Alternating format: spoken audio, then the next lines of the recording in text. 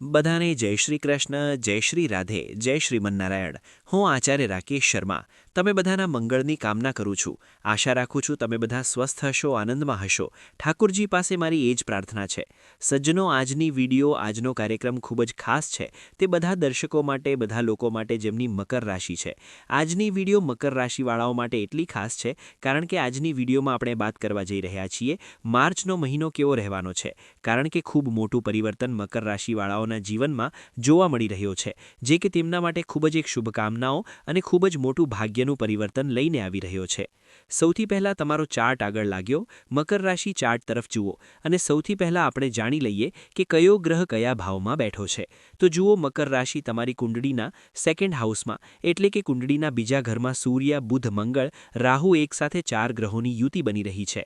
આ સાથે સાથે કુંડળીના ત્રીજા ઘરમાં શુક્ર અને શનિ એકસાથે યુતિ બનાવીને ગોચર કરી રહ્યા છે. ગુરુ તમારી કુંડળીના છઠ્ઠા ઘરમાં ગોચર કરી રહ્યા છે. કેતુ તમારી કુંડળીના અષ્ટમ ભાવમાં 8th હાઉસમાં ગોચર કરી રહ્યા છે. કયા પ્રકારનો યોગ બની રહ્યો છે આવો જાણીએ. સૌથી પહેલા આપણે વાત કરી લઈએ સ્વાસ્થ્યની. ફર્સ્ટ હાઉસ સ્વાસ્થ્યને રિપ્રેઝેન્ટ કરે છે. કુંડળીનો પહેલો ઘર. સ્વાસ્થ્યની દ્રષ્ટિએ એક પરાક્રમથી, આત્મવિશ્વાસથી ભરપૂર દેખાશો, કારણ કે ત્યાંના સ્વામી શનિદેવ પરાક્રમ ભાવમાં બેઠા છે. તો ક્યાંક ને ક્યાંક તમારી વાણીમાં ઓજ રહેશે, તેજ રહેશે, પરાક્રમ રહેશે, આત્મવિશ્વાસથી ભરપૂર રહેશો, ઊર્જાથી ભરપૂર રહેશો. સ્વાસ્થ્ય તમારા માટે ઉત્તમ રહેવાનો છે. આ સાથે સાથે કુંડળીનો સેકન્ડ ઘર જે ધનનો ભાવ હોય છે, ત્યાં પર સૂર્ય, બુધ, મંગળ, રાહુ એક સાથે બેઠા છે. જુઓ, ક્યાંક ને ક્યાંક રાજકારણના ક્ષેત્રમાં પ્રસિદ્ધિ, પૈસા ક્યાંક ને ક્યાંક પ્રાપ્ત થઈ શકે છે. રાજકીય અધિકારીઓ સાથે મેળ મિલાપ અને તેમના મેળ મિલાપ દ્વારા સારો માન સન્માન અને પૈસા પ્રાપ્ત થવું ક્યાંક ને ક્યાંક ભાગ્યવૃદ્ધિકારક તમારા માટે યોગ નિર્મિત કરે છે. ક્યાંક ને ક્યાંક ધનના ભાવમાં સૂર્ય બુધનો એક સાથે સૂર્ય બુધાદિત્ય યોગનું વધવું આ પણ રાજયોગ થી ઓછું નથી હોતું. એવો વ્યક્તિ રાજ્યમાં માન સન્માન પ્રાપ્ત કરે છે. ગવર્નમેન્ટ જોબ, પ્રાઇવેટ જોબ અને પોતાના વ્યાપારમાં વિશેષ ઉન્નતિ પ્રાપ્ત કરે છે. સાથે સાથે ટેકનિકલ ફિલ્ડમાં architecture, BTech, interior designing, hotel management આ ક્ષેત્રમાં પણ વિશેષ રૂપે વધારોના સારા યોગ નિર્મિત કરે છે. શુક્ર અને શનિ એકસાથે પરાક્રમ ભાવમાં બેઠા હોવાથી એવો વ્યક્તિ જે છે શત્રુ પર વિજય પ્રાપ્ત કરે છે. નીતિપૂર્વક, ધર્મપૂર્વક પાલન કરતા પોતાના ભાગ્યને વધારે છે અને ખાસ કરીને ઉન્નતિ માટે આ નવા એક સમય પરિવર્તન સાથે તે આગળ વધતો દેખાય છે. ક્યાંક ને ક્યાંક તેમાં ખાસ કરીને જુઓ, છઠ્ઠા ઘરમાં ગુરુનું બેસવું ક્યાંક ને ક્યાંક રોગનાશક હોય છે. કોઈ રોગથી તમે પીડિત હતા તો રોગથી મુક્તિ મળશે. કુંડળીનો છઠ્ઠો ઘર ઋણ, રોગ આ 3 વસ્તુઓને રિપ્રેઝેન્ટ કરે છે. તો અહીં જુઓ, શત્રુ વિધ્વંસક યોગ થાય છે. શત્રુ પર વિજય પ્રાપ્ત કરશો. કોર્ટ કેસ વગેરે ચાલી રહ્યો હતો તો તેમાં પણ વિજયશ્રી હાથ લાગશે. કોઈ ઋણ વગેરે તમારા પર ચડેલું હતું તો તેમાં પણ વિજયશ્રી હાથ લાગશે. તેમાં ફક્ત એક વાતનું ધ્યાન રાખવું છે, સાત્વિક ભોજન કરો, સાત્વિક વિચાર રાખો અને ખાસ કરીને ધ્યાન રાખો કોઈ પણ અભક્ષ્ય ભોજન ન કરો, જેમ કે માંસ, મદિરા વગેરે. આ સાથે સાથે દેવગુરુ બૃહસ્પતિની સપ્તમ દ્રષ્ટિ સીધી કુંડળીના 12મા ઘર પર પડી રહી છે. આ પણ ક્યાંક ને ક્યાંક બાહ્ય સંપર્કોથી ખાસ કરીને લાભ કરાવનારી છે. મકર રાશિવાળાઓને જેમની પણ કર્મભૂમિ, જેમની પણ વ્યાપાર ભૂમિ, જેમની પણ શિક્ષાભૂમિ વિદેશ સાથે જોડાયેલી છે, ક્યાંક ને ક્યાંક વિદેશી સંપર્કોથી, બાહ્ય સંપર્કોથી, સારા ઉચ્ચ અધિકારીઓથી ખાસ કરીને લાભની એક પ્રાપ્તિ તમારા માટે થઈ શકે છે. નવા સંપર્કો દ્વારા તમે ખાસ કરીને સફળતા પ્રાપ્ત કરતા દેખાશો. હવે વાત કરી લઈએ ખાસ કરીને સપ્તમ ભાવની. સપ્તમ ભાવ રિપ્રેઝેન્ટ કરે છે એક રીતે મેરિડ લાઈફને.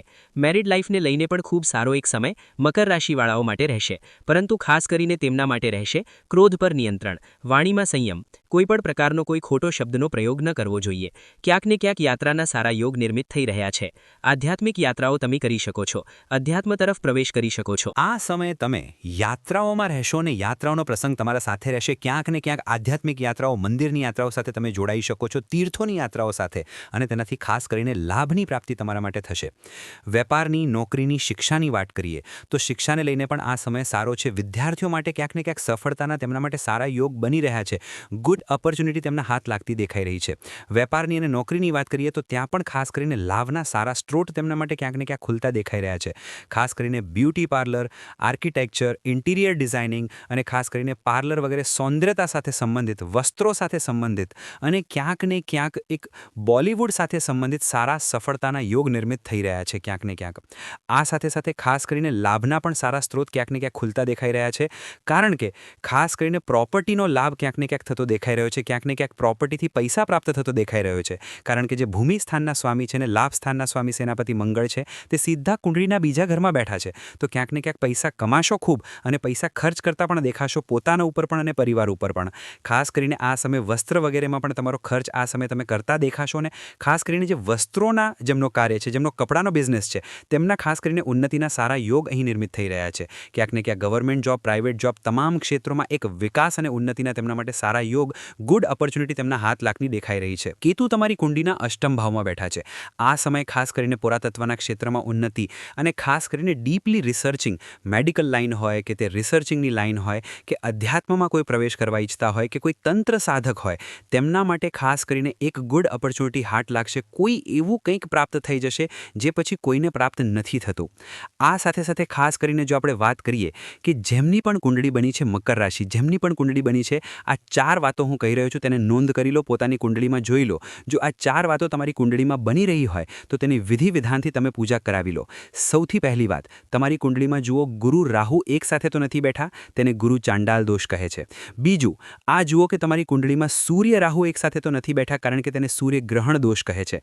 ત્રીજું, તમે આ જુઓ કે તમારી કુંડળીમાં ચંદ્રમા રાહુ એક સાથે તો નથી બેઠા, કારણ કે તેને ચંદ્ર ગ્રહણ દોષ કહે છે. અને ચોથું, તમે આ જુઓ કે તમારી કુંડળીમાં રાહુ કેતુના એક તરફ બધા ગ્રહ કુંડળીમાં વિદ્યમાન તો નથી, કારણ કે આવી સ્થિતિમાં પૂર્ણ કાલ સર્પ દોષનું નિર્માણ થાય છે. આ ચારેય દોષોમાંથી એક પણ દોષ જો કોઈની કુંડળીમાં, તમારી કુંડળીમાં બની રહ્યો હોય તો તેની વિધિ વિધાનથી પૂજા અવશ્ય કરાવો.